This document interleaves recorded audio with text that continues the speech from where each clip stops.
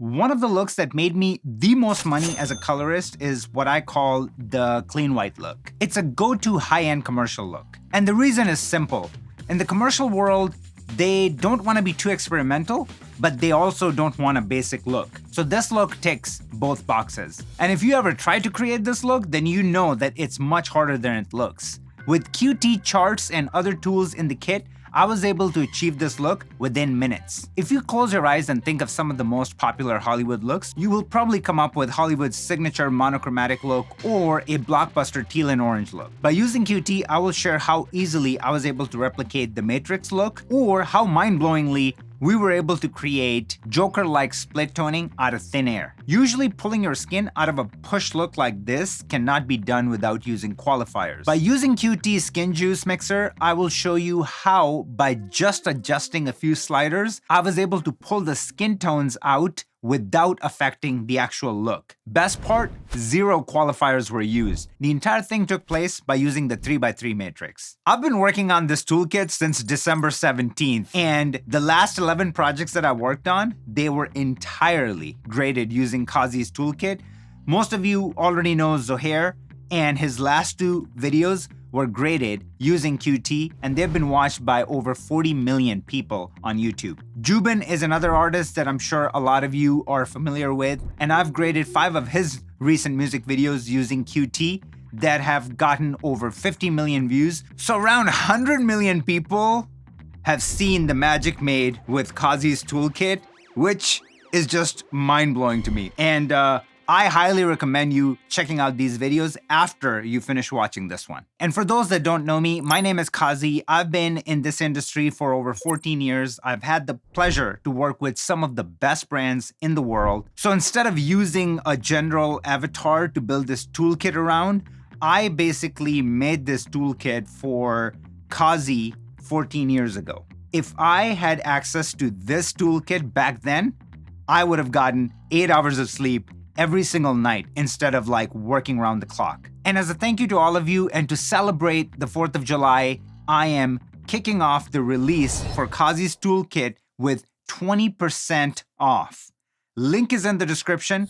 If you want to play around with the tools, you can download the free version, test it out, and just a friendly reminder, the offer will end soon. And now it's time to make magic. We're gonna deep dive into every single tool inside Qazi's toolkit, but first,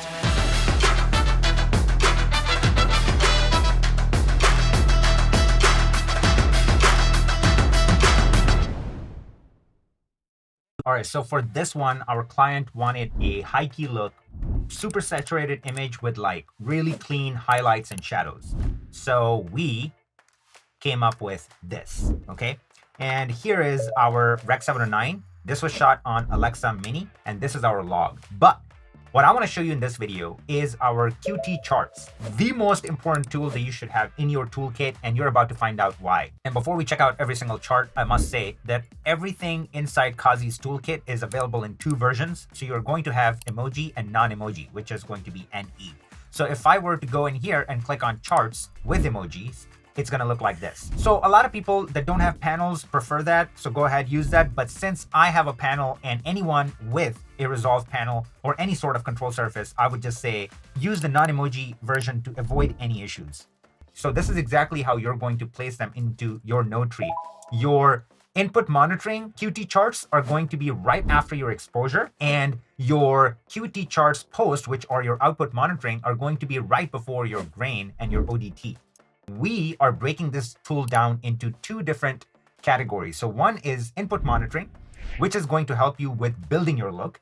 And the other part of it is output monitoring, which is going to help you QC your look before it goes out. So the first step usually is this, okay? So when I built my look, let's just say the image looks like this. We go right here and we check on false color. And this gets to tell us how overexposed or underexposed our image is. So this little legend to the left you can look at, and anything that's in the perfect exposure would be gray. And then anything above it is going to be these colors. Anything below it will be these colors. Okay. So what we are looking at right now is that our image is blown out. It's way too overexposed. So then I went into my exposure balance node and I brought it down. Now, since the client wants a high key look, we're leaving some areas pretty hot. But even then, we can look at a few things and we can correct those things right now. So this is getting in a +6 stops category. So maybe this is a bit too much. So in order to control that, I can go into my QT look DNA, and in here, what I can do is I can go to my whites, just only affect my whites, which are the brightest part of your image. And I can take the Luma value of that and I can start bringing it down. So I can just go in here, and all I'm looking at right now is right here. And I'm going to take this and I'm going to keep pulling it down until we get rid of all of that. So like right now, we're at like 5 stops, and that's 100% okay because it is looking out the window. So now if I come in here and get rid of it, everything still looks really freaking clean and very good, and it's still pushed. So this tool was able to help us with that and with our exposure. So super helpful chart that you need and you must have right here when it comes to checking your false color. But let's go through some other ones. So negative indicator is perfect for finding any issues with your image before it goes out. If this image goes on television network or on Netflix, it's going to get flagged. Why? Because look at what it's saying. So our blacks are below the point of like where they should be. So it's adding this color right here to notify you about that. And we can attest to it when we look at our parades and look at what's happening with our blues. So again, I'm going to go in here, and this time I'm going to go to my blacks right here, white channel, and I'm going to pull this up enough where it just gets rid of all of that. And now we are in the clear. Actually, I'm still seeing a little bit down here. So I'm going to go here and I'm going to keep pulling it until it's all gone. And now we're in the clear and we are good to go. Now I can turn this off and the image still looks perfect, but we're good. And then if we keep moving forward, this is our saturation false color. This tool does not exist anywhere else that I know of. So false color is pretty common for your exposure, but false color for saturation levels is a game changer, especially when you're doing shot matching, or in this case where we're trying to create a really push look. This tool, just absolutely, you got to have it. And when you're doing shot matching, if we go from this shot to the next shot and all of a sudden like this color in the background is not this color, and say it's in the green zone or it's in the gray zone, then that means that the saturation needs to come up to match that. And I'm telling you, this saved me hours and hours working on professional projects and just like looking at the saturation levels and then matching everything, and it just worked perfectly.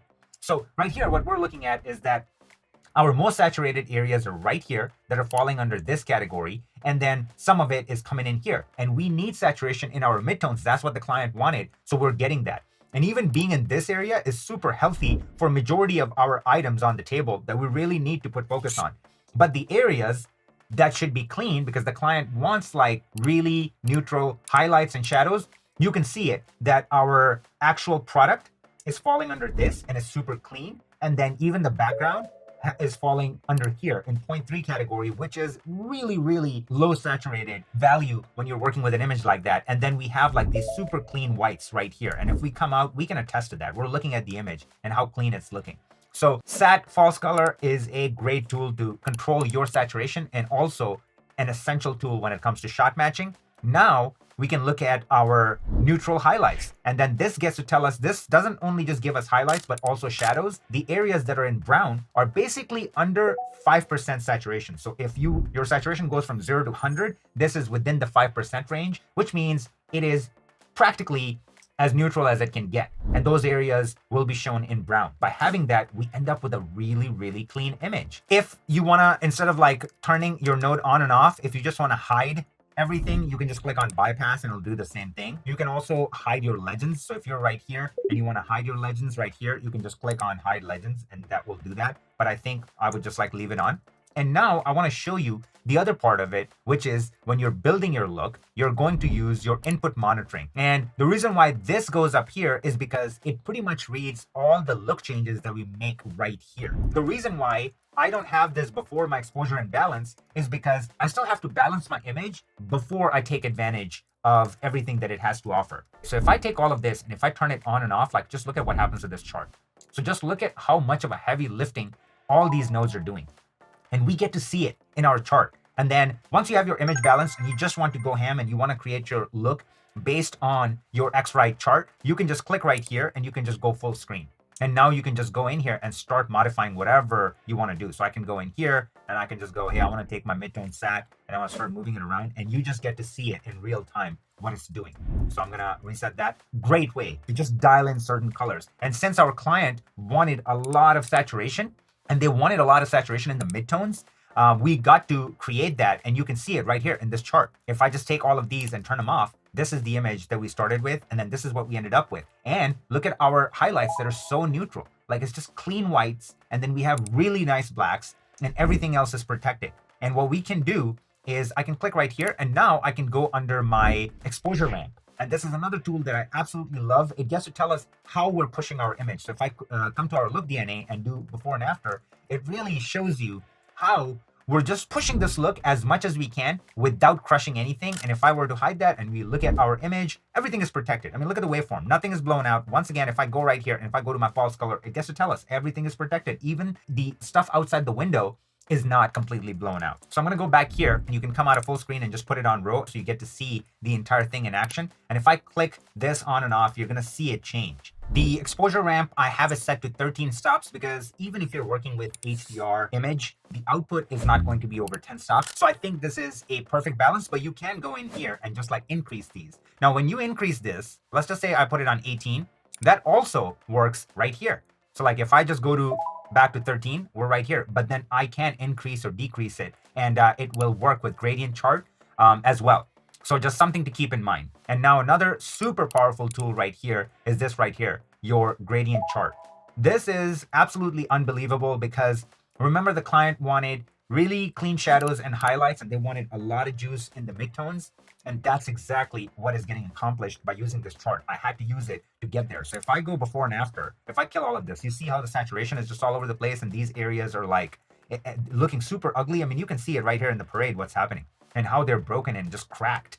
And then after the look that we created, you can just see like how all these areas got really, really smooth. And majority of the magic is happening right here by using our bleach bypass right here. So if I were to go right here and bypass my bleach bypass, I can click right here. You can see how we still have colors in our highlights. Like right here, they're going up top. And if I just click right here, we clean that up quite a lot. And then if I go to our sag control, same thing is going to happen. So if I do bypass, you're going to see how there's certain colors that are just like creeping in the highlights. And then you can see saturation in our highlights. We pulled it all the way back. And like the best thing about Qazi's toolkit, that every single tool here is just going to work even if you crank it all the way in either direction. I mean, just look at that. We just crank that all the way and how clean the results are. Nothing is cracking. And that's why like these charts are so important for building that look DNA, to like put it to test and see how well everything is holding up. So if I go back here and show you before and after, you see like how some of these colors are just creeping in. We got rid of them. I created this look so freaking fast because I was using these charts and I was just like getting there so fast. So I'm just like, okay, I'm here. I was like right here, and I was just like, what else can I use to just clean up the highlights and the shadows and just get there really fast? So I'm like, well, I have bleach bypass in my look DNA, and I just went in, did that, bam, just done. And if I come out and show you like how clean this image is, and if I go back in here and bypass the bleach bypass, you can start seeing all these colors that are coming in and making the image look kind of ugly. So like, this is before, this is after. I mean, it's looking pretty ugly. And not to mention, if I go right here and if I go to my sag false color, these are new. So these are beyond the point of Rec. 709 coverage. That's what this is showing us. So if I go back here and if I just activate our bleach bypass, you see how everything is under control again. And that was a very, very important move to make. And I did it by using this specific chart right here. And it got us there. Another extremely powerful chart that we have here is skin chart. And that is ridiculously powerful. And let me show you why. So if I turn these two nodes off, and if I go turn this on, let me just actually get rid of the grain to make it cleaner. And these two tools are both, one is Color Compressor, the other one is Skin Compressor, okay? And if I were to turn this off, you can see the grade. This is my grade. Now what I want to do is I want to compress all the hues that are close to my skin and have no variability. A lot of people will have like discoloration at times with their skin and it's not the same exact hue. This tool, this chart right here can help you close the gap. So like right now we can see it right here, okay? So like there's a little bit of magenta, and then this is a pure brown, and then there's a little bit more on the yellow variability of that brown, okay? But if I come here, and what I did with my Color Compressor tool, I closed that gap, okay? And that gap was closed literally using this tool. I just went here and I was like, okay, I want to close that gap, and I made some modifications and that happened. Then I came to my Skin Compressor and I further close that gap. And now look at that. If I take these two and if I do before and after, look at how the variability is gone. Now it's just like one pure, beautiful tone. And if I turn this off and on, you get to see if I take these two and if I do before and after, like how we brought everything close together. And like, look at the skin, how natural and beautiful, absolutely gorgeous it looks. And that all happened using this tool right here. So again, if I turn them on and off, look at the difference. So guys, I mean, these tools are absolutely incredible. And one more thing you need to know is that every single tool inside Qazi's toolkit is content aware, which means you can change the color space. So all the usual suspects color spaces are going to be available here. This is ready to go for Netflix, Prime Video, Dolby Vision, whatever have you. Okay, so whether you want to turn it into Rec 709, whether you want to work in DaVinci Wide Gamut, everything comes by default in DaVinci Wide Gamut.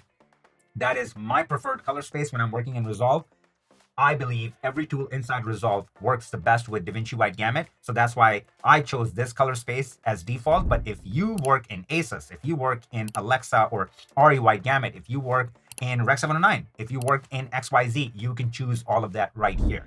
Speaking of skin tones, I mean, you cannot survive without this right here, skin hue indicator. This is going to tell you where your skin is sitting. And if it's okay, it should look like this. So this is perfect. If it's green, it's going to be green. If it's red, it's going to be magenta. So if I come back into, let's just say, in my skin juice, and if I go here and I take my skin hue shift, and if I just go in either direction, so if I just go here, and now it's going to tell me that, hey, you've gone too far. And then if I go here, I've gone too far. So let's just look at it. So let's just take it here, go too far, and let's kill this. And we can see that it's like really yellow. And we can see it in our vector scope, it's really yellow. So if I reset that, go back to how I had it, and now if I look at the vector scope, it's right on the money. And this gets to tell us that it's right on the money. It's Asian gentleman, so he's going to have a little bit more of an olive skin tone. So there's going to be a little bit of green that is perfect, which is also going really well with the overall look of the film. So that is okay. The lips should be falling under this nice little magenta, so as like the inside of your ears. So all that is looking fantastic, and we can just confirm it by looking at this scope right here. So this is QT charts in a nutshell. Hopefully this gave you an idea of like this extremely sophisticated look that we created that is so freaking pushed. I mean, now if I go in here and kill all of these and start taking you from like, this is our look DNA that got us here. Then we added a bunch of these colors using the skin juice. Then we came in here to our sat control tool, and like, look at how much more color we got out of it. And then I went and I used the skin compressor, but in this case, I used it for like taking these hues, all of these hues that are close to skin, and just compressing it, bringing them together. And then we ended up using our color compressor to like look at cleaning up our image more. So you can even see it in the vector scope. We're cleaning up like all these areas that should be neutral, how the client wants it. And then we went into density, our film density, and we just gave our colors some depth so they can be separated from the background. And then we added our halation, which is doing a lot, but it's very, very subtle, and it just does the right stuff. And if the client doesn't want it, we can turn it off. But I personally think it's just adding that magic, that film magic, without like really being on the nose. And there you have it, guys. So hopefully you guys can see the power of this tool and why you got to have it in your toolkit. And after having this utility right here, you will never need another one, because I'm telling you, like, all this customization that I just showed you, there's not another product out there that can do anything close to what Qazi's toolkit charts can offer you. All right, so if you just close your eyes and think about some of your favorite looking blockbuster movies, you'll probably come up with Mad Max, John Wick, Joker, stuff like that. And the thing that ties them all together is that they were all built off of Kodak 2383 film print, okay? And if you want to get that look in Resolve, you can use their LUT, which is included under film looks if you have the paid version. And you can go ahead and just drop that on 2383, and you can end up with something like this. So if I come out and show you this look right here, that has the 2383 applied, and let me prove it to you right here, okay? The problem with this is restricted to Rec 709, which means this will not be approved if you're putting it on Netflix and if you want it to be in Dolby Vision. Or you can go up to DCI-P3, but still not ready for Rec 2020 or HDR. And this is where your QT look DNA comes in.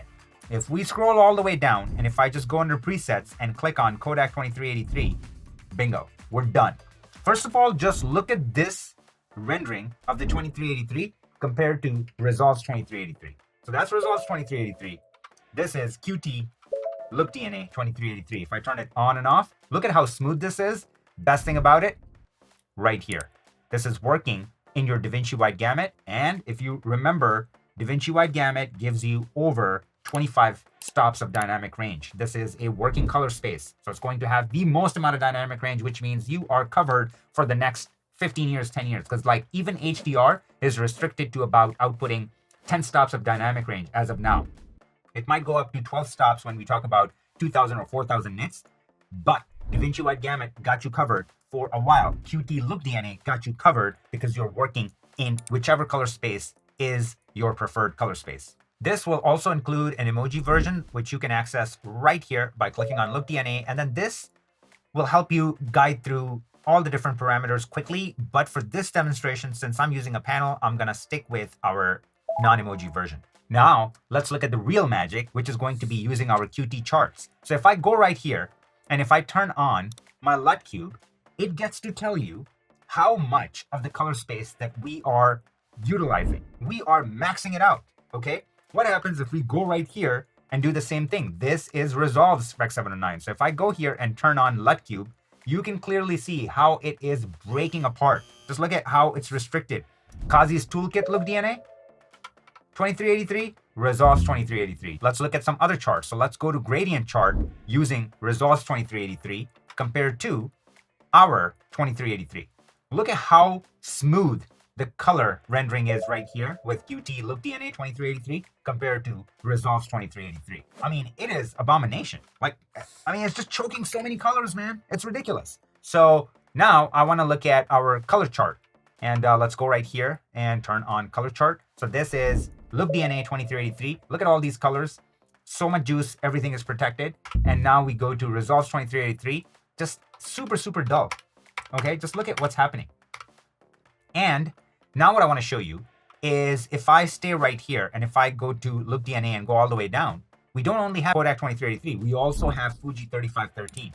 And you will see the difference in these values right here. So let's look at the top right now. You see like how the blue channel is pulled down because that is the characteristic of the Kodak 2383. Like you have like really warmer tones. So when you pull the blue down, which means you're increasing yellow in your highlights. If I go to 3513, look at how this is going to change. Boom. So this comes up quite a bit. So it's a lot more even up top. And you can also see the green gets lifted. And 3513 is known for that. It has a lot more green in your undertone. So if you want to create, like say, the Matrix look, 3513 will be your go-to. So if I go back to Kodak, keep an eye right here. Boom, that drops. How beautiful this is. And I'm going to go back down and I'm going to go to 3513. You have never seen 3513 rendering that is this clean. It always looks like this, like super washed out, gunky colors, just pure bad. Whereas here, just look at this. And if I go back to 2383, keep an eye in this area right here. If I go to 2383, boom, it's very different. Like there's a lot more warmer tones in this area, whereas 3513 is obviously giving us those yellow undertones. We can confirm it by going here and turning on our skin hue indicator. So if I go here, go down and go to 2383, a lot more magenta, right? And now if I go to 3513, a lot more green. Like you see the green right here. So now we're seeing the difference. And that's why these charts are so important because they can just really exactly tell you what's going on. So now you see how much more superior these LUTs are inside QT Look DNA, but this is just scratching the surface because if I go here and turn on my draw charts, look at this. This is just our base. This is our starting point. In here, the way to make it work is that this is your last node. Okay, so this is ODT built in. This is your last node. You can't really make any changes afterwards. Whereas with ours, we're just getting started. Why? Because we have these curves in our Look DNA that we can use on top of your 2383. So now I can go in and I can say, I want like more warmer tones like greens in my highlights. So I can just literally go to my green channel in my mid contrast and start cranking it. And look what I'm doing. I'm creating like a really extreme look. Again, that is being built on top of my 2383. And I'm just doing this for exaggeration purposes. Let's just say that I go, okay, the contrast is getting a bit too crazy up here. So I want to go in my highlights, and our highlights Y channel is in stops. Okay, so we can just go here and be like, let's drop this by half a stop. And I can just go here and dial it in somewhere around here. And now I'm looking at it and this is looking pretty good. I can also do the same with my undertones. Let's lift this up about maybe quarter of a stop. So if I can go quarter of a stop, this is not looking bad. Now I can go in my Y channel and I can push it a little bit. So let's go and push it somewhere around here. And if I do before and after, I end up with something like that. Yes, it's extreme, I know that. So maybe I can go back to my green channel and pull it back a little bit. And now if I just turn this off, this is how quickly we created our own flavor on top of a very clean 2383. But what we can do now is like, let's reset all of it and start from scratch. So if I go and click right here to draw charts, let's just quickly go through what's happening here because I don't want you guys to get intimidated by looking at all these sliders. It's very intuitive and it's extremely easy to use. Okay, so what we're looking at, our black Y channel, red, green, and blue. Then we're looking at our undertones, Y channel, red, green, and blue. So your mid contrast, Y, red, green, and blue. Highlights, Y, red, green, and blue. Your whites, which are your actual brights like up here, and your red, green, and blue. And then it comes down to controlling the point at which, like you can change the pivot point of your undertones and your highlights. You can change the actual nits. It's set to 10,000 because we want this tool to be future-proof. But you can pull this back if you want to. But usually these three, to be honest with you, these four, I don't necessarily mess with. And then this is your Luma mix set to 0, which is different than in Resolve, which is usually set to 100%. And you can even see it right here.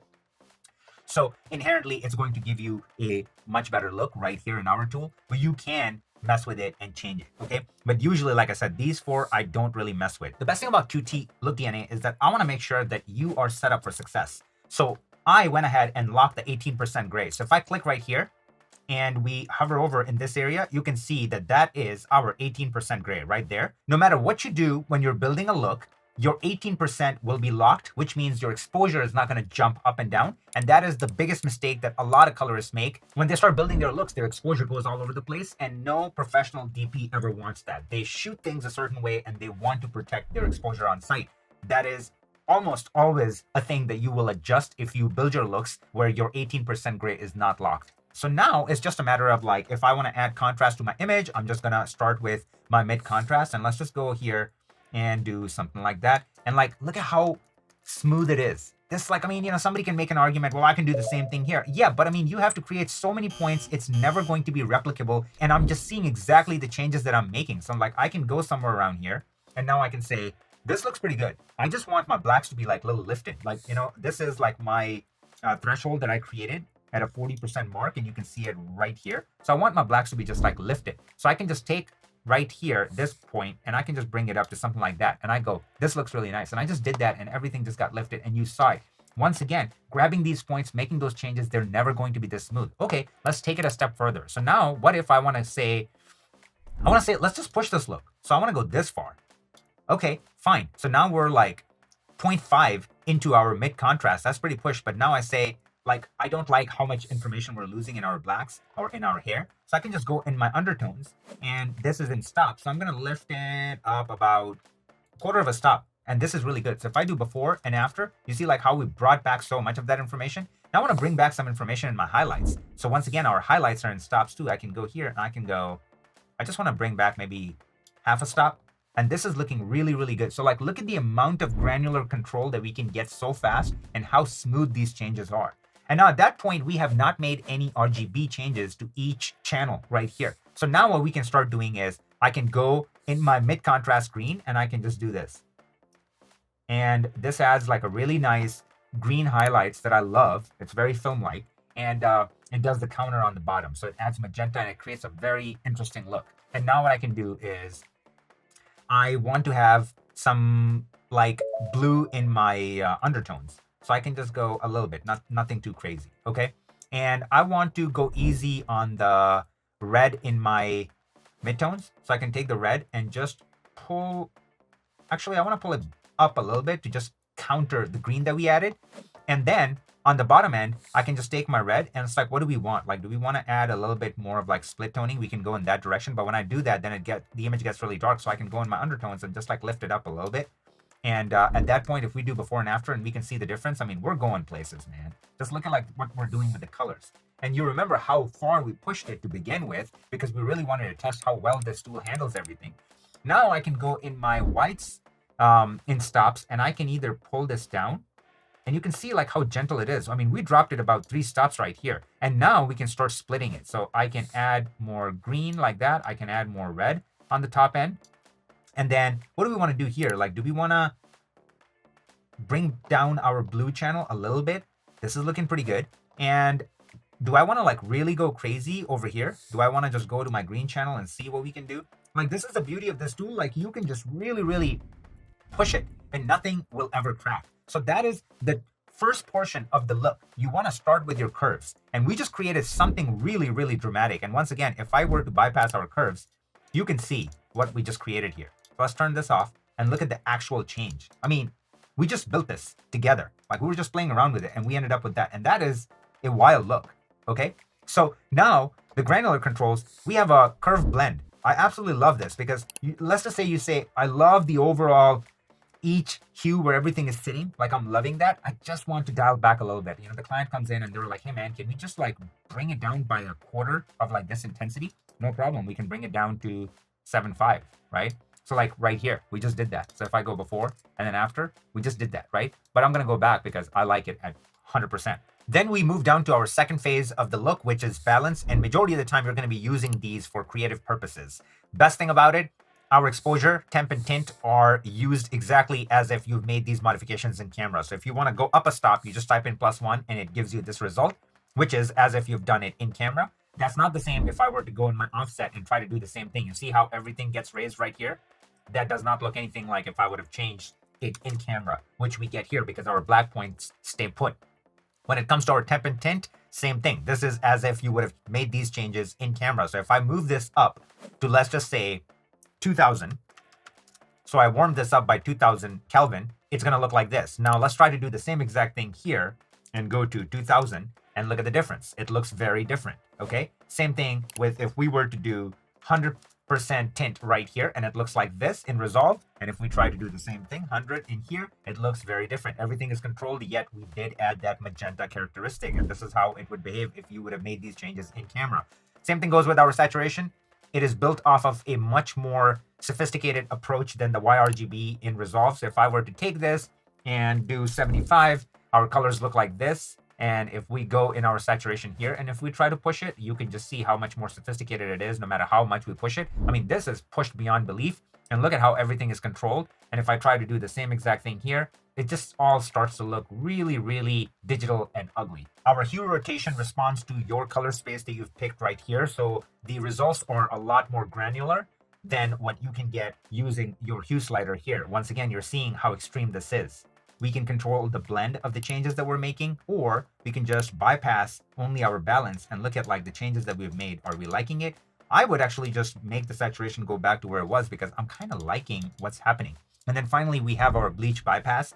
Right now it's set to 0. So when your bleach bypass blend is set to 0, there's no effect if I go all the way. This is done in a very smooth operation, 1,000,000,000% better than what you can do in Resolve or pretty much any other third-party plugin that I've used. These are the most natural results when it comes to ENR that I've received. And I can go right here and prove you how well it's working by turning on our gradient chart right here. And if we go back to our bleach bypass and turn it off, we see these colors up top. And the idea behind bleach bypass is that it removes any color tint in your highlights. And that's what creates like that bleach bypass effect. So by also increasing the contrast in your highlights, and that's what gives it the silverish look. So if I go right here and start pulling this to the right, you can see what it's doing. Now, if I take the silver contrast and start pulling it to the right, you can now see how much and how strong it's getting up top. And if I like park it somewhere around here, go here, turn this off, like obviously you're seeing we went like really strong with this look. So if I bypass bleach bypass, it's going to look like this without and then with. And then you can, I mean, you cannot deny the power of it because even if you look at her teeth, they're just like looking so clean. So we still have a really push look that we created. But let's just say I don't like how much it affects the colors in the back. And that's just like something that I'm not a big fan of. Then what I can do is I can just go to the blend and I can keep pulling it until I just go, this is pretty good. And if I do on and off, it's still doing something. Now we can go easy or really hard on the effect the way we want it. I like it somewhere around here. And then once again, I'm just like looking at the colors in the back.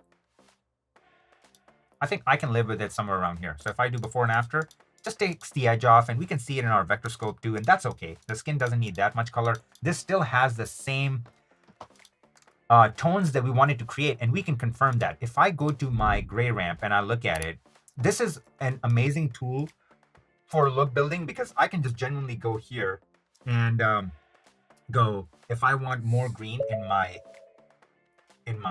highlights, I can do that. And if I just want to like maybe create something like that, like warmth, I can do that.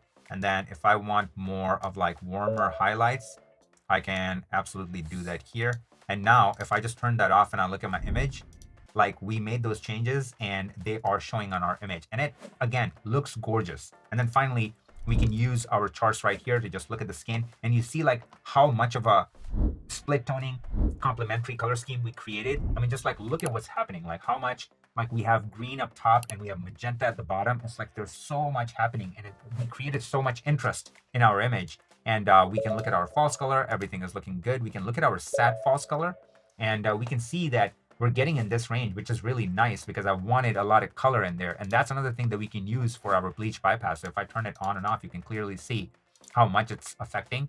And then if I go like right here, and then if I just start increasing it, like it's like I do want a little bit of like saturation in some of the background. So I'm going to leave it somewhere around here. But see like how important these tools are for the things that we're trying to create. And then at that point, if I just go here and bypass my charts, crazy difference. Bleach bypass, insane. And then our final balance, just to kind of move everything where we want it.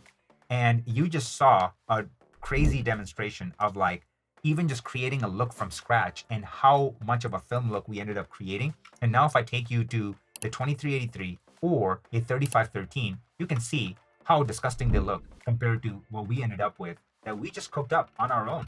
This was from scratch. We are not using anything here.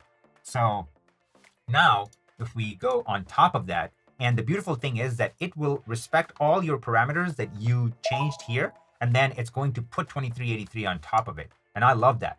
And same thing here. So 3513 is put on top of what we created. The reason why I love that is because now it's just really easy for me to go under curves blend and start pulling it back. So because I like what it's doing with most of it. So let's just say that I just decide to use a film print on top of it. I can just easily do that. So the customizability aspect of using Look DNA from Qazi's Toolkit is unlike anything else. There's nothing that compares. And once again, if we test the fidelity of this look creator, you can just turn things on and off and just look at it. This is before. This is after, how much we pushed it. This is another great tool, this chart right here, to show you what you're doing with your highlights. So now I can just like literally go in here and mess with this. Actually, not with my blacks, but let's just say if I want to take this and start messing with that, I'm just like really seeing what I'm doing with my shadows. And then what am I doing with my highlights? So once again, I can go here and keep it somewhere around here, add a little bit more warmth. What's happening with my yellow? Maybe leave my yellow somewhere around here. So we get to see all of that, what we're building. Maybe in the middle, like mess with it a little bit more. So even like something like that. And now I'm just seeing it right here. I can turn this off, and I am always confident to just know that I'm going to end up with something that I'm going to like.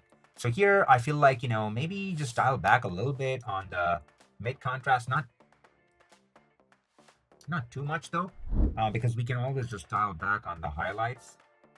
So even something like that is looking like really nice. This just gets to tell us everything is in control, and the changes that we made.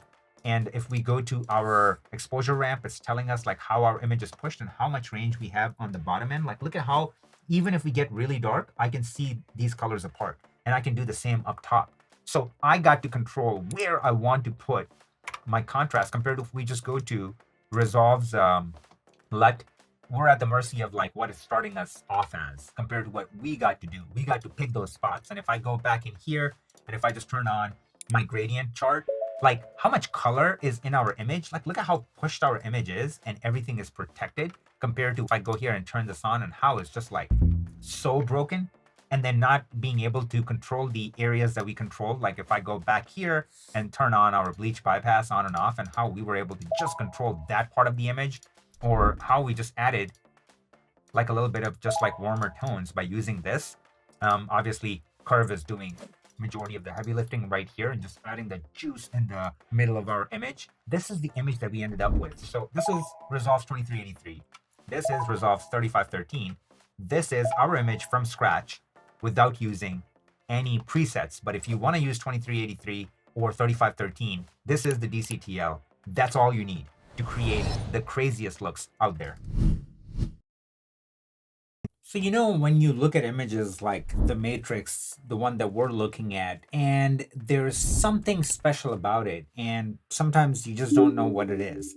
I look at the colorized waveform, it really looks like the majority of the image is living in the same quadrant, and we can see it in our vector scope. But at the same time, it's not like it's a monotone image. We still have skin tones that are there. It's very yellow, but they're still there. And there's other colors in here, but it just feels like it all lives again in the same quadrant, and we can attest to it that it does. So this unique quality in an image is created by something called Color Compressor. So what that means is that we can take these other hues that are in the image and bring them close to that dominant hue that, let's just say here, is this cyan or teal hue here. So if I were to create a modern day version of the Matrix, this is the tool that you would use, which is Qt Color Compressor. It is extremely unique and it does not exist, especially the way it is implemented in here. So when you purchase the DCTL, you get two different versions. Right now we're using the non-emoji version, but you can click right here and go ahead, select the emoji version right here if you're not using a panel. But for anybody using the panel, I recommend you sticking with the non-emoji version for a better user experience. And first of all, you get to choose two different types of distance model when it comes to pulling your saturation. You can use cylindrical or you can use spherical. Now with spherical, when the colors are being compressed, those colors usually get brighter. Whereas if you're using cylindrical, those colors are not necessarily affected. So they don't lose their weight, if you will. So this is by default for that reason, but you can play around with it and see which one you like. And as always, with all of these tools, they come in default with DaVinci Wide Gamut as working color space. So you get the most amount of juice out of these tools, but you can select whichever flavor you prefer. In here, the first thing that I'm going to do, I'm going to check all these on first. So what we're looking at right now is that we're parked at 0. So this is the hue range that's selected currently. So what I want to do is I want to grab this. And again, I'm thinking Matrix like this right here, these teal hues. So I'm going to start moving them until I get into that world. So say somewhere around here. There's like a little bit of green undertones with Matrix, right? So now we got that going on and we can see like we're around here, and that's exactly where we want to be. So now that this hue is selected, all I have to do is grab everything that is near this hue and start bringing it closer. Okay, so closing the gap. So the best way to show you is let's uncheck this and let's actually uncheck these, and you're going to start seeing the effect of it on the vector scope. Like right now, it's just kind of spread out like that. If I go under compression near and start pulling it in, you're seeing like how we're going into that matrix territory, okay? So let's just say if I am somewhere around here and I like that, now you get to see what's happening with our image. That's exactly what we were noticing and witnessing here. It's like there's still these other colors and these other hues, right? So like we still got our whites, like these browns, like, you know, or off-white, if you will, and then actual white in the background. We still have those, but they are just compressed. And again, we can see it here, and we can even see it in our waveform. So if I go to matrix, it's like this, and then when you look at ours, very much like that. Now, how much of that we want it to affect, is up to us. So let's just say if I go, I kind of want to go really far. I can go there. Now the nearby color cutoff point is like where I actually want the effect to stop. Okay, and compression far is going to be the hue that we selected, which is this guy right here. What is the farthest hue from this hue? And that's going to be the compression far. Okay, so most of the time you're not going to be using that, but there's going to be time and place when you're going for a really specialized look and you're going to use that like this and then bring those hues in. But I'm just going to leave it as is. But instead what I'm going to do is I'm going to use my nearby cutoff and I'm going to move it around. So let's just say if I want like a hint of that warmth in the lights, like right here. So I'm just going to keep moving it until we have just a little bit like that, just a tease of that like warmth of that light. And again, that adds this thing like where we get to see these other hues in our frame, but majority of it is built off of that one hue. And now if I come out and I look at ours, I think we can make it less green, to be honest, because this is like a lot more teal. So I can just do that then. I can go here and I can start moving it in that world. And even with something like that, maybe a little less. So even somewhere around here, this is looking a lot better. I personally feel like we can go all the way. I mean, pretty close to it. And then again, the point we want to select would be somewhere around here. And now if I look at it, right? And if I do before and after, I mean, just look at the difference that it made. Like, look at how many different hues we had here. And then now we got this. And if I go to matrix and I go here, I mean, this is pretty ridiculous. And it just ties it all together. Now I want to give you a completely different example. So this can also be used for actually creating complementary colors. Let's just go here. I'm going to use this as an example. And let's come out of here. And what I'm going to do is I'm going to grab all these and just lift them up a little bit. So here, what we want to do is I'm going to go back here. I'm going to turn this on so we can see what we're selecting. I'm going to start rotating my target hue. And I want to grab this right here, these tones in the back. I want to grab all of it, okay? And now I'm going to come out. And now that I've grabbed these tones, I'm going to do the same exact thing. And what I want to do this time is I want this to work as a perfect tool for split toning. And you're going to see what's going to happen right now. I'm going to go in my compression near, and I'm going to start pulling that all the way to the right. And just like, look at what happened here. So all the colors that were less saturated, meaning closer to this hue right here, got pulled closer to it. And if I do before and after, you can see how much of that we pulled out. And just look at the color separation that got created in this image. I mean, it is such a unique effect. So look at this cup, the color of this cup. We didn't even know what color this was before. And like, look at how it just popped. Look at this right here in the background. Look at the background right behind him, how he got separated. And this is so freaking pushed. Now we can control it further with our cutoff point. So do we want more of this or less of this? I mean, I kind of want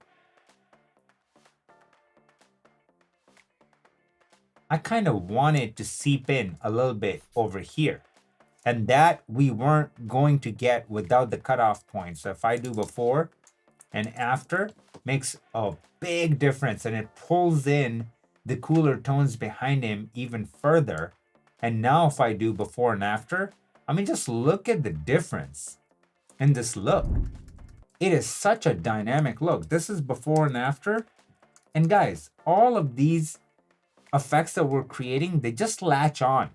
Look at the color separation that just got created right in this area. And now we can play around with our saturation model. So I'm gonna put it somewhere around here. And then if we go and click on cylindrical and change it to spherical, you can see it's a pretty dramatic difference. So remember I said spherical lifts the brightness a little bit of the colors affected, and cylindrical kind of leaves it as is.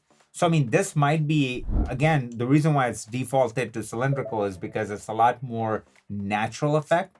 Whereas if I go to spherical, I mean, it does give you more, but it's not necessarily always the right choice. I feel like look at the shirt right here. In spherical, it just becomes like too muddy and weird. Whereas in cylindrical, it retains its weight, its color boost, if you will. It retains its meat and it just like works around it. And I like that a lot better. And just guys, look at this. What we just did. How did we create this color and then leave everything else as is? I mean, just like, look at this. We're leaving majority of that as is, and we're just creating such a crazy effect. I'm pushing it. Like, look at what I'm doing with these parameters. Like, I'm just going so far. Your target saturation is going to let you decide, like right here, how little and how much you want that effect to be. So like if I go here, I'm basically making those areas neutral that I want affected. So that's also a very cool look, right? So you just made them like really clean, like those hues. And then like it just ends up being a super clean look. And you can go with that. Or at 0.200, you basically get the most effect out of your image, regardless of which direction you want to go in. If you want to compress the colors all together, or if you want to create split toning. Let's try it on one more image right here. So it's also going to be used as our complementary color scheme in this one as well. So I'm going to go here and I'm going to turn this on so we can see what we're selecting. And let's just go and again, like select something like that, because I'm just trying to complement this right here. So I want to grab these tones and then I want to go under my compression near, and I just like really want to go crazy. And I'm just like looking at her skin tone and I want to just like kind of get somewhere around here. And if I do before and after, that's a pretty crazy effect. But then I want to take my cutoff and I just want to pull it back like where I don't affect the skin tone as much. So if I go park it somewhere around here, I'm not affecting the skin tones as much. But like, look at the color separation that we created. You can see it in our colorized waveform, like all this teal. You can see it in our vector scope, all this teal. And the image just got like, I mean, we can go like really far, right? So like now we can just go, what about something like this? And again, it's not necessarily affecting your skin tones. Like, look how it's just, because none of these are using qualifier. So everything latches on, not to mention, you can just export this as a LUT. And now you have it baked in as a LUT instead of like having all these different sliders and different DCTLs, which I highly recommend having this because it's always going to give you the best rendering and best result and options for future if you want to do an HDR trim or whatever have you. But you can convert it into a LUT if you want. But just like look at how much we pushed everything, nothing will crack ever with these tools. Like this is a very powerful result that we just ended up getting with this one tool. So this tool right here is absolutely one of my personal favorite because this look right here was great. We're coming from here. So that's our Rec 709. This is our log, Rec 709 shot on Sony FX3. And then we come here and this looks gorgeous. The look that we created is to die for, but just with a little bit of action with our color compressor, use basically an inverse. So we used it for split toning and we ended up with such a powerful, I mean, just look at this on the vector scope. Look at this right here on the waveform. Such a powerful effect. And then here we used it how it's intended to be used, which is compressing all the hues around our preferred hue, and it just brings it all together, but it doesn't get rid of anything. Like we still have just a hint of like the warmth there, you know, and like all the other hues are just like how we saw it in Matrix. All right, so when it comes to film color density, I feel like I've always just never really liked any tool out there, DCTLs, plugins, whatever have you, until Color Slice. Resolve 19 knocked it out of the park. And when I go under my density and I crank it, so here we're using our scopes under gradient chart so we can really see what's happening. And if I just grab this under Color Slice and I crank it all the way to the right, it's not bad. But the problem that I start to see is this right here. Even with the smoothest option that we currently have available compared to all the third-party plugins, tools out there, DCTL's plugins, including Resolve's own color density tool, we get this, right? So this break that's happening. Okay, now let's compare that with Qazi's Toolkit film density. And if I go and try to do the same exact thing, I'm gonna grab my global density and I'm gonna crank it all the way. Look at the results. Look at how much smoother it is compared to Resolve's. So let's create a new version and I'm gonna go here and do this. And now we're gonna jump back and forth between the two. So this is Resolve 19's using the color slice density parameter. And this is Qazi's Toolkit. And just like, look at the difference.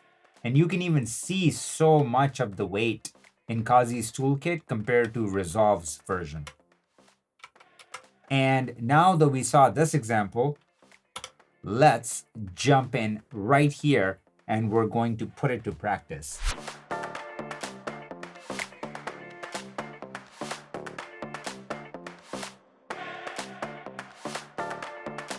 As with every tool in Qazi's Toolkit, you get two different versions. So right now we're in non-emoji, but you can go ahead and choose the emoji version if you are working without the panel. If you are using the panel, I will highly recommend just sticking with NE or non-emoji version.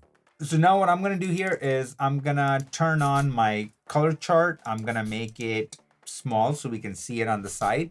I'm gonna go back into my color density. I'm gonna grab my reds. I'm just like looking at this cherry on top and I'm gonna start cranking it and I'm gonna pull it back until I like what's happening with this strawberry right here and then this cherry right here. And then I'm looking at it right here on my color chart and it looks phenomenal. I'm gonna leave it as is. I'm gonna go in my yellow and now I'm like really looking at the background and then the shake right here. And then I'm looking at this in the back piece of wood up here. And this is in the cone right here. This is doing all the right things. I mean, like right here, this is looking really good. It's getting me excited. So I'm gonna take my green and now I'm just looking at this bowl right here. How much can we push it? So I like it somewhere around here. Now the cyan, I wanna do the opposite. I'm looking in the back and we were already close to getting some artifacting. So I'm just gonna go and clean it up. And then I'm gonna take my blue and I'm gonna do the same thing. And we're seeing what we're doing here, right? Like look at, this is why this chart is so useful, especially when you combine it with something like film density. So magenta, again, just don't wanna get too crazy, but this is not bad. And then this is where we're at. Now, density modes, you have two different modes. So log is like the traditional, what you would usually see a lot of like the DCTLs and plugins using. It's a little bit more on the nose and it's just a bit more aggressive. Personally, I don't like it. It's not as smooth as exposure. Exposure is like, I mean, you saw the results. It's better than what Resolve can do. And that's what we ended up with. So if I go ahead and turn this off and we turn this on and off, you can just see the effect. Like how everything is popping so much. It's coming out of the frame. All right, so here is another example where we're gonna use it. And let's just keep an eye on this red right here. So I'm just gonna go ahead and pull it down. I don't wanna do too much. So even something like this. And let's just say that I don't want to affect his face. First of all, let's pull back the effect a little bit. I'm looking at this color right here, and I'm gonna put it somewhere around here. And even if we open our scopes and look at the changes that we're making, I like where the red is at. Very film-like. And then I want to go ahead and I'm going to use my protect low sat. Okay, so that's going to protect me just leaving. So see, now it's just leaving him as is, and it's only affecting this area. And now I'm going to go ahead and I'm going to take my cyan and I'm going to pull that down. So like we can see what we're doing with our cyan, and we can see it in the sky, what we're doing with the cyan. And guys, once again, with these tools, I mean, the craziest thing is everything will always work. So now if I do this, like there's absolutely zero artifacting. Like show me one other density tool that works as smooth as this and doesn't have any artifacting. I mean, I personally can go and click right here, so I can do protect low sat, and then it's going to affect so much more. And I kind of like that. I mean, I can just go this far, and then this is the beauty of having these charts. And then I actually think we can pull back the red a little bit. So even like something like that. So we're making our red deeper. So that's cool. But like what we're doing with the background is absolutely insane. Just for the sake of it, we can do a little bit more. So like that's pretty wild.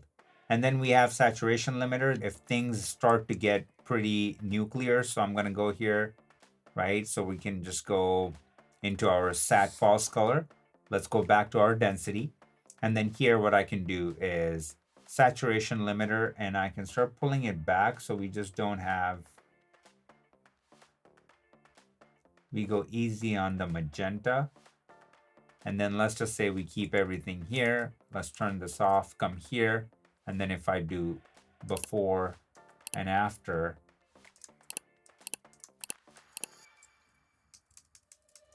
like I think we can go a little bit more. So this is like really just getting rid of all the juice. So I'm gonna go back into my saturation limiter, and let's just say with my own eyes, I like this a lot better.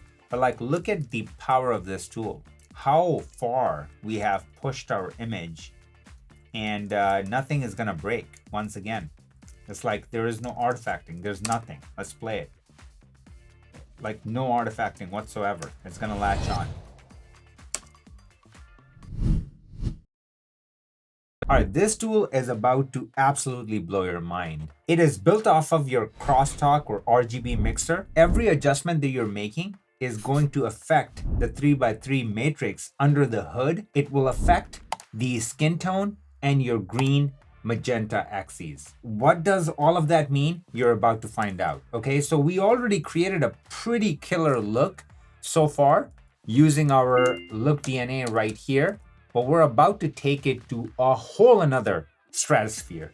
And just like any other tool inside Qazi's toolkit, this one also includes the non-emoji, which we're currently using, and the emoji version. Depends on what you prefer. But since I have a panel, I'm gonna be sticking with the non-emoji version. First of all, what I wanna do is I wanna check show selected skin hue. We wanna grab the skin without grabbing the lips. So I'm gonna go ahead and move this around a little bit. Okay, so I'm gonna go under selected skin hue, and I'm gonna keep moving it until we get, this is looking pretty good, but we get something like this. Okay, so right around here, the lips are selected, everything else is good to go. So don't get confused by selecting this that this is a qualifier. This tool does not use qualifier at all, okay? So like I said, under the hood, this is what's happening. All the adjustments are made using your 3x3 matrix. So what I want to do now is I want to go in here in my hue shift, and I want to just like move this around to add a little bit more magenta into my skin tones. And if I do before and after, I'm already seeing the difference. And now at that point, I just want to use the exposure for my skin tone. And I want to pull it down a little bit. And just like look at what it's doing, how much juice it's adding with the tiniest adjustment that we made here. Okay, saturation for your skin tone. Do you want to juice up your skin tones? Do you want to, like, I think I can go here. Again, if it's a Coca-Cola commercial, man, I'm pushing this baby, right? So if I do before and after, just look at what we're doing and how little of a difference we're making on the vector scope. If you're using any tools inside Resolve, this would be just breaking everything right now. What we can do is we can go ahead and click right here, turn on our color chart, make it small so it's sitting up there. And if I do before and after, you're already seeing the difference that we made. Just look at how much personality we brought into our image. And now what I want to do is I want to go into my sat green magenta and I want to start pulling it toward right a little bit more. Like I almost want like a Coke red. So I want to go a little bit more in the background. And I'm liking that. And at that point, what can I do with the exposure? If I go down, I'm just going to really bring out these colors, but I don't like what it does to her tongue and her lips. So I'm going to use that as my gauge to keep it somewhere around here. And then what happens with my green and magenta hue shift? So if I just move it around, I think I don't like what it does. So I'm going to leave that as is.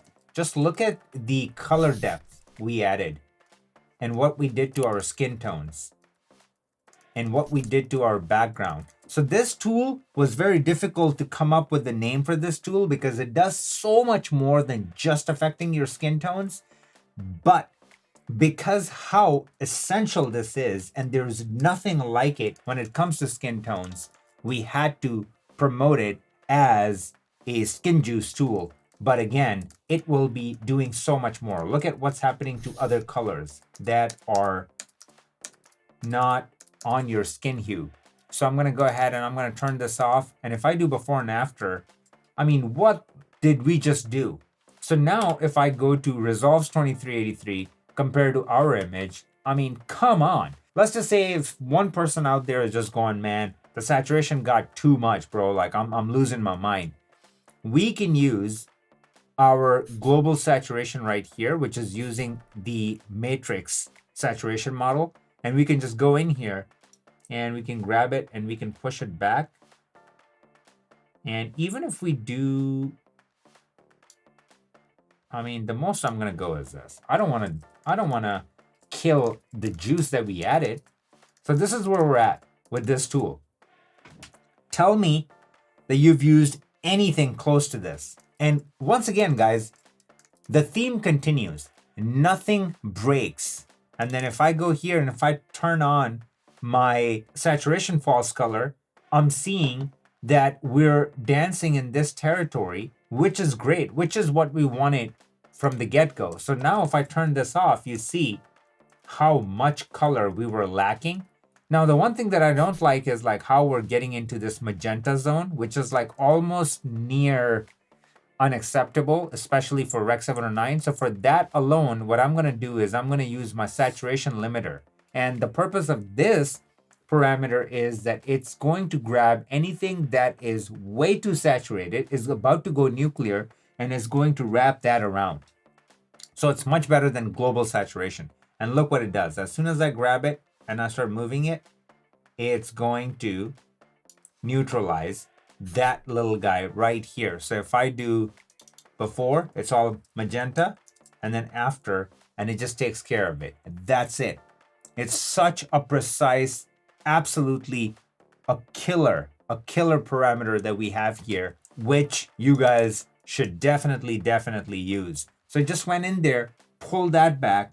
So when you're working with RGB lighting and stuff like that, where things can get nuclear really easily, you just go and use your saturation limiter, and it just pulls those saturation and those hues, and it just pulls it in. So it looks good and then everything sells. And that is one of the examples of using your Skin Juice DCTL.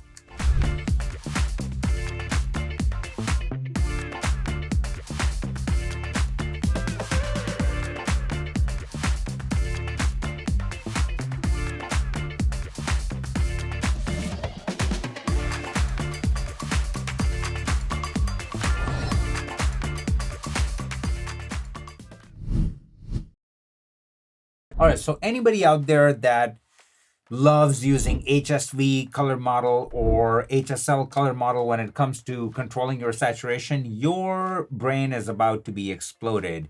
I'm gonna show you what it's like to use spherical saturation color model, and then we're going to compare that to HSV. This tool right here is basically going from SDR to HDR for the first time. Like that difference, how huge it is. This tool is like that. Every major project that I'm working on, my brain is exploded every time I use this tool. With your purchase, you're gonna get 2 different versions. Right now, we're using the non-emoji version, but you can go up here and just select the one with the emojis, which is great if you don't have a panel. If you're using a panel, stick with non-emoji. And this tool breaks your saturation down into your low, medium, and high sat, okay? And that's extremely important because you want to control where you want to put the saturation and how much saturation. Why? Because let's just use this example. So what we really want is if you just use your general saturation, if I go here and if I just like crank my saturation and if I get rid of this, my image looks like that. That's additive saturation. It looks like absolutely garbage. So I'm gonna undo that. And I'm gonna go back in here. I want to basically create this, which tells me that the saturation is between 0 to 5% on the spectrum of 0 to 100. And I want to create more of that, but then I want to add saturation in the midtones to basically bring all of this out and make that pop. So the way I'm going to do that, I'm going to turn this on first of all. I'm going to go in here and we should just then subtract low end saturation, right? And boom, like as soon as I do that, look what it just did. It didn't affect anything in the middle. It just took the low end and just took the saturation out. So now if I come out of here and if I do before and after, we get to see that. The image just got so much cleaner, but we're not done yet, right? So like I'm gonna go back in there and what I wanna do is I wanna take my highlights and what happens if we increase our highlights, we're even making our image more neutral. Now I do want to go on my low end and open it up a little bit. I don't wanna get too crazy. So even something like that. So before and after, it made all the difference in the world. So my image got so freaking clean. At that point, I can go in here and now I just want to focus on our main items at the table. I'm going to take my mid sat and I'm going to crank it and just like look what it does. Okay. So let's just say I want to keep it somewhere around here. It's so good.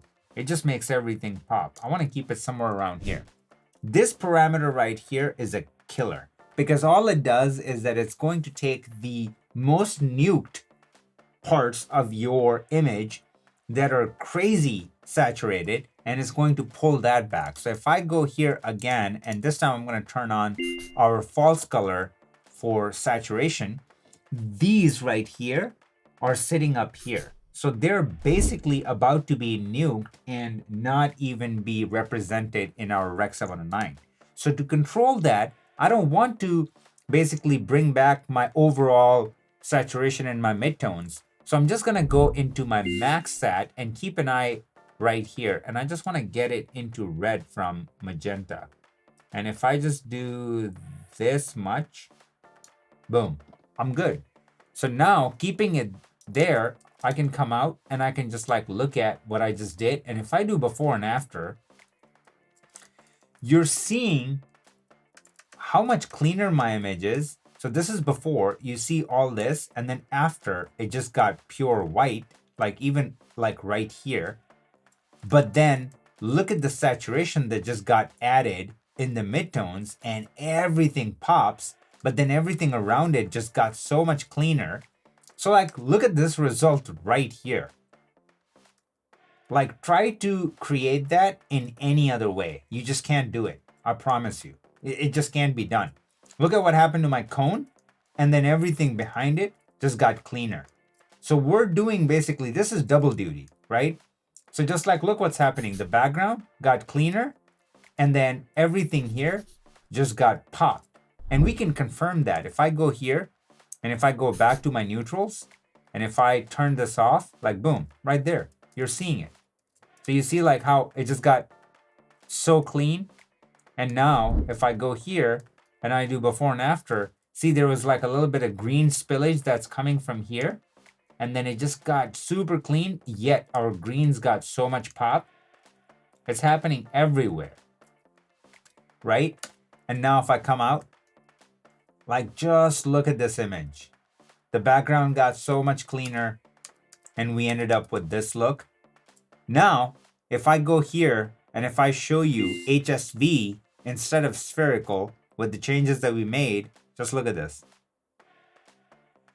Like, it does not translate anything like what we're trying to do, okay? So let's just say if I kill max sat, then we end up with this. Like, look at how ugly this is. Like, what is this? How everything is looking compared to where we ended up and how much control we have of everything. It's super niche for what it does, but there is absolutely nothing like it. And now let's try it on a different shot. So something with skin tones, right? That's always a good indicator of like how good the saturation is holding. So I'm gonna go here and back into this tool. And this time we're gonna play around with one more thing. So I'm gonna start off with a similar thing, right? So like, let's go to our, this time I wanna start with the midtone because I really want to just like go extreme with my skin tones. So even if I park it somewhere around here, it's pretty extreme, right? And now what I wanna do is I wanna go in my highs and I wanna see what it's doing. So like, keep an eye on this area right here. And I want to make sure that it gives it some juice, but not too much. So even something like that. And now I want to go in my low and I want to see what that is doing. So even my low, I want to keep it somewhere around here. Now for our mid control and high sat control is basically where those points are. And now you'll see like when I start moving them around. So let's just take our high. It's like, where do I want my high saturation to start at, right? So I can control that here. And then where do I want my mid to start at? And you can just like literally play with these and see where you like them. So even like right here, I feel like I'm getting a better rendering of like my mid saturation. So with these tools, you just got to play with it and you got to see like where it looks really good. And what I'm seeing at that point is like, I just want to go to my max sat and I want to pull it back to just like really blend it all together. So even if I go something like that, and if I do before and after, this to me is looking really good. I mean, it's pushed. Listen, I agree. It is really pushed. But if I do before and after, you have to agree that the difference is undeniable. Not to mention the whites stay white, right? The black stays black, and then the skin tones just pop because that's what we did. Guys, this is pushed. Like, we're pushing the F out of this image and it holds it. And once again, if I go to my HSV and I do this and I remove the max sat, like, look at what's happening. Like, look at all of this. This is absolutely garbage. Like, there is no comparison when it comes to HSV and spherical, and just in general, how the tool is built where you can control your highlights, mids, and your shadows, and then you have additional control right here for your mid and high, how we had to move it around to like really get to that sweet spot. And this is pushed. I mean, this is our Rec 709. That's our log. Like, we are pushing this image, everything holds. If I just punch in and show you the skin tones, especially if we park it on a good frame, solid frame. I mean, come on. I mean, come on. Just look at it. This is before. This is after. It holds. And this is Netflix ready. This is Dolby Vision ready. Like, print it in HDR and it will look as good. Print it in SDR, it will look as good. It just, everything latches on. We can go here, we can look at our sat false color. Nothing is blown out. Why? Because we controlled it using our max sat. So you have all the right parameters in one tool to make it the most powerful saturation tool you've ever used.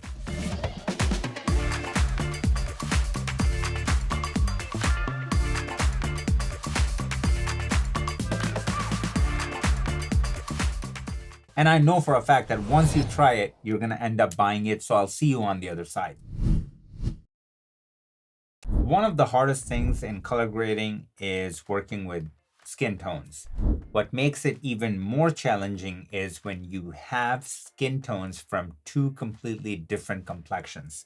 So in a case like this, because the pigmentation is going to be different, right? Like, this is still not as bad as, let's just say, if I was there instead of her, because I have olive skin tone and then he has more magenta in his darker skin tones. So then that would have been even harder to match.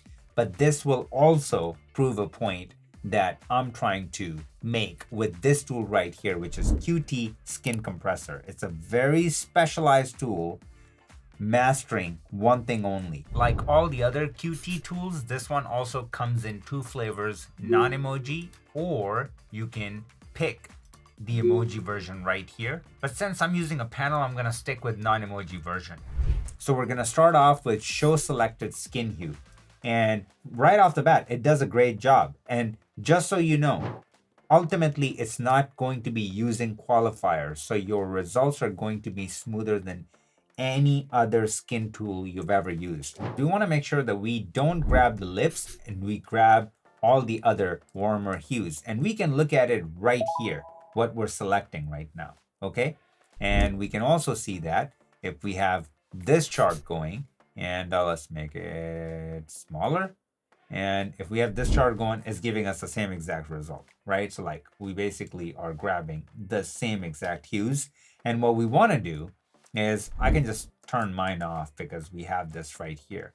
And I'm going to go back in here and I just want to rotate my selected skin hue, or yeah, I want to move this so I can grab the lips on both guys. And I still want to make sure that I grab her cheeks, his cheeks, and I got majority of the lips. This is looking good. Now that we have that selected, we can turn that off. And once again, don't confuse it with like we're using qualifiers. We're not. Now the magic happens. And to prove you the magic, I'm going to have to go a little bit extreme. So now what we're going to do is we want to rotate the hue of their skin tones. So I want to go here. Why am I going here? Or let's go here. Why am I going there? Because I want to tell you what this tool does. Compressed skin hue is the magic. So when we compress to the right, we're bringing everything closer to that one hue. So now that we've selected their face, most of the time, you will have a little bit of discoloration. You'll have like rosy cheeks and then your normal skin tone on your forehead, like in that area. This will close that gap. So the red cheeks to like olive forehead, it will bring them together, okay? And especially when you have multiple skin tones in the same shot. And let me prove it to you. So when we do the opposite in compressed skin hue, if I go to the left, you can see like it's actually discoloring it even more. So if I undo this, see, this is more compressed and then this is discoloring it. But now if I start going in the other direction, this completely brings it together. And you can even see it in the vector scope. So let me undo this. You see like right now it's up here and then it's down there. But if I just go to the right, Like, look at, it's a straight line. That's exactly what I'm talking about. So once again, undo this. So you see it's all these right here, all these hues make the skin tone. But if I just take it to the right all the way, compressed it and close the gap between these two skin tones as well. So now that we did that, we can just undo this, the skin hue, and now we can look at if we do before and after. The difference might be really difficult to see online, but if I were to click right here and go back to our full screen and go to skin chart, it will be very easy to see. So if I go back here and if I do before and after, you can see the gap that we're closing. So this is before. Look at the skin tones, like right here. And then this is after, how much closer it is. And look at this, like right here, this patch. Before, look at all of these tones, and after. Boom, it's just, it blended in so well. So it's like literally sort of like applying makeup. Just makeup is all about that, right? Like blending in. And then this is what's happening. So this is before. Now you can really see the big picture, how many different microtones we have in here. And then when we do this, it just brings it all together. So again, this tool is very, very niche, but that difference is going to come through. So even if I go here and if I do before, you see rosy cheeks that I was talking about. And mind you, she's on camera, so she already has her makeup done. And then after, and it just brings it all together. If we go to him, same thing is going to happen. It brings it all together. Now at that point, I can go here. I can turn on my skin hue and I can go back in here. And where do we want to put our skin tones? So we can decide that right here. I can start moving it around. I think I like a little bit of magenta. And then liking a little bit of magenta on her too. And I'm just going to do after. And if I come here, before and after, and just even look at like what's happening here in her hair and then her cheeks right here, it's just all one. Same thing is going to happen here. Like, look at this. Now we're actually starting to see the difference. So you see like how there's so much green here, and we can even find it here. So there's all this green, magenta, right? And now if we go back and turn this on, like look at how it's closing the gap. It's all magenta.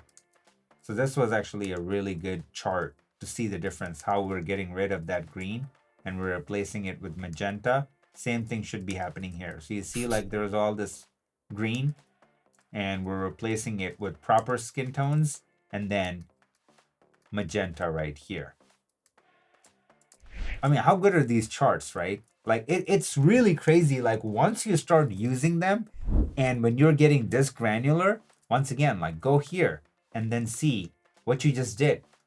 Boom, you're seeing it. You're seeing the difference, how we're bringing everything together and where we're going with it. Like at that point, we can just like literally use this to go, where do I want to take my skin tone? I mean, you're looking at it right here on the vector scope, how all these hues were sitting all over and we just brought them together. And now at that point, I can even just go and like take it a little bit more toward like magenta, like right on the skin indicator, but it's definitely a little bit more magenta. And if I turn this off and if I do on and off, I like it. I like how he pops against the background. I like how she looks. And I absolutely love how her neck, her hair, everything blends in.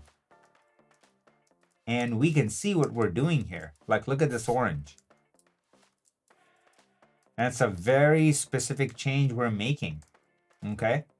Like, is it too much? I love like how it pops against his shirt too. You know, maybe it's a little color grading territory. But I don't think it's crazy because I'm looking at the vector scope and where their skin should be. And this is where it should be because this is off when I turn this off. And when I turn it on, it's like right where it's supposed to be. So if I click right here and hover over, and let's click right here, turn on display qualifier. And if I hover over, like we are where we're supposed to be. Like look at the skin tones, like right on that indicator. Look at the skin tones for her. Like look at that. Her skin tones right on that indicator. His skin tones right on that indicator. Like we're supposed to be. We close the gap. That wouldn't have been the case if I go here. Like his is leaning all the way to the yellowish green. And then if I go to hers, it's like more saturated and off to the side. And then if I turn it on and I go here, and then if I go here, they're like, look at it. So this is what I'm talking about. This tool is absolutely a game changer. And look at when I corrected her skin tones, like how her eyes are popping, how she's popping from the background, like how her neck and her forehead are just the same tone now. Like this is a really big deal. Like look at the forehead here to the neck. Like the neck was more red before than the forehead had like a lot more orange. And once again, we can confirm that using this. So like magenta, magenta. Like before, there's more green up there. There's more magenta down here. See, that's what it looked like with my trained eye. And then I confirmed it using that scope. So it's pretty wild how much, like, look at this, how much this tool is like so surgical, goes in there and just corrects that. Like, look at the vector scope, boom, correct it. So it's a very specific tool. There's nothing else like it on the market.